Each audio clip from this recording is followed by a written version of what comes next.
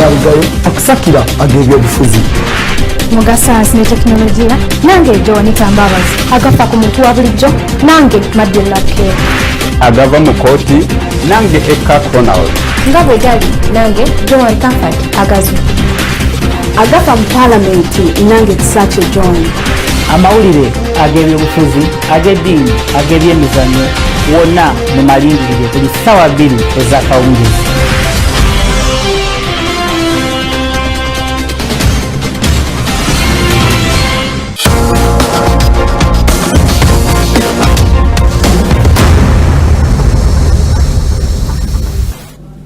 Ebyongo bitadde ku bbali omumyuka wa Lord Mayor Hajati Sarah Kanyike ayogedde ensonga za ssubiri ezimuweesezza ekifo kino.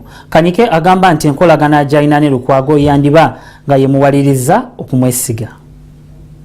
I, Sarah Kanyike, solemnly affirm that I shall faithfully exercise the function of the Deputy Lord Mayor of Kampala Capital City and shall uphold, preserve, protect and defend the Constitution and observe the laws of Uganda, and that I shall promote the welfare of the people of the city. So help me God.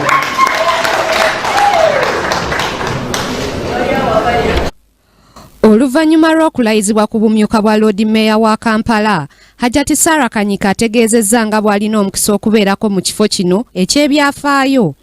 Kanyike agamba nti alina omukisa okuweereza bannakampala mu kifo kino. Nja kuweereza abaami n'abakyala, naye abakyala njagala bankozese nnyo okusinga abaami tusobole okutwala ekibuga kino mu maaso. Naye abaffe, kiki ky'osinzizza bakansala abalala abali mu lukiiko luno omuloodi alyoka akwesige? Nina bannange ke nabasukulumyeko nti yafunye ensonga experience nzisinzako ku bannange nti nasaabenga mu keesi simu emyaka 10. Meya aludde nange amanyi kyendowooza nti amanyi okusinga bakansala bonna. Lord Mayor namulaba nga muliza okusoma amateeka era ye family lawyer waffe, n'olwekyo nzize ntambula naye. Ekyokubiri tuva mu kibiina kimu kya Democratic Party twali tuweerezaako ffembi ku nneeka ya DP nga Lord Mayor yaliko advisor naze muwanika. Nzijjayo ensonga zino kulaga nti ndudde naye amanyi. Ekyokusatu ekisanja kino ekiweddeko Lord Mayor kyabaddewo nze mbadde personal assistant we ali administrative. Kanyike aludde ng'aweereza mu Kampala ng'era okuva ku mulembe gwa Mayor John Sebaana Kizito abadde kansala wa Makindye East. Ono ayagala okulaba ng'ebiwayo ebikulembera ekibuga byonna bitambulira wamu awatali kusika muguwa. Bwe tunaabeera obumu nga bakansala ng'abakulembeze tujja kusobola okutwala ekibuga kino mu maaso.